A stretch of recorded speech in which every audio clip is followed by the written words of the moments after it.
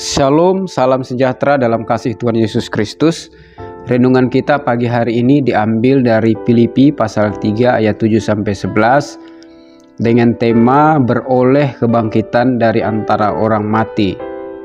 Filipi pasal 3 ayat 11 dikatakan, supaya aku akhirnya beroleh kebangkitan dari antara orang mati.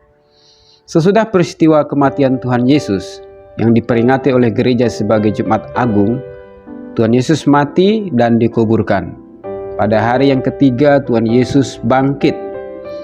Peristiwa kebangkitan Yesus diperingati oleh gereja sebagai Paskah. Pengharapan akan kebangkitan begitu kuat dalam diri orang percaya. Iman Kristen tidak dapat dilepaskan dari peristiwa kebangkitan Yesus, yang merupakan bagian dari kredo atau pengakuan iman orang percaya. Kalau hanya berdasarkan pertimbangan-pertimbangan manusia saja, aku telah berjuang melawan binatang buas di Efesus. Apakah gunanya hal itu bagiku jika orang mati tidak dibangkitkan? Maka marilah kita makan dan minum, sebab besok kita akan mati. 1 Korintus pasal 15 ayat 32. Paulus memiliki pengharapan yang sangat kuat akan kebangkitan sesudah kematian.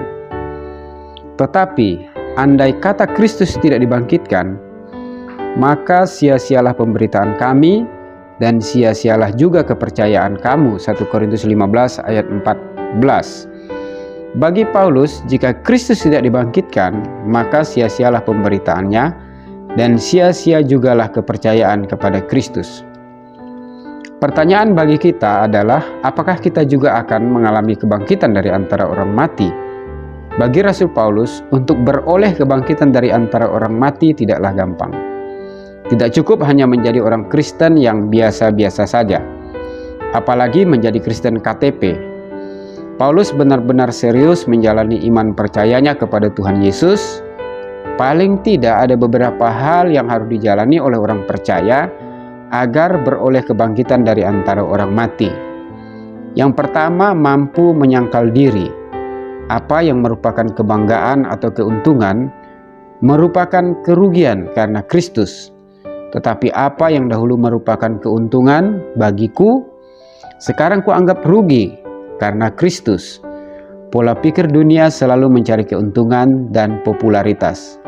Ketika Rasul Paulus percaya Yesus, ia melepaskan apa yang dibanggakan.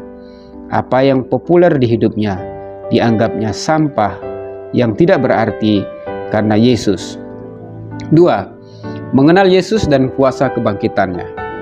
Malah segala sesuatu kuanggap rugi karena pengenalan akan Kristus Yesus, Tuhanku lebih mulia dari semuanya.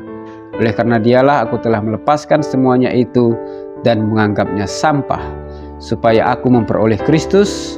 Filipi 3 ayat 8. Yang kukehendaki ialah mengenal dia dan kuasa kebangkitannya. Filipi 3 ayat 10a. Paulus berusaha sekuat tenaga, tubuh, jiwa, dan rohnya untuk mengenal Tuhan. Mengenal Tuhan merupakan kebanggaan dan kesenangan tersendiri dalam hidup Rasul Paulus. Apakah kita juga berusaha untuk sungguh-sungguh dan serius untuk mengenal Tuhan Yesus? Yang ketiga, bersekutu dengan Kristus dan penderitaannya. Paulus berusaha membangun persekutuan dengan Kristus.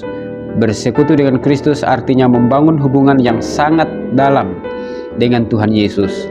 Orang-orang percaya sangat penting membangun hubungan dengan Tuhan hari lepas hari. Filipi 3 ayat 10. Yang keempat adalah menjadi serupa dengan Tuhan Yesus dalam kematiannya. Paulus memiliki keputusan yang sangat jelas untuk menjadi serupa dengan Tuhan Yesus.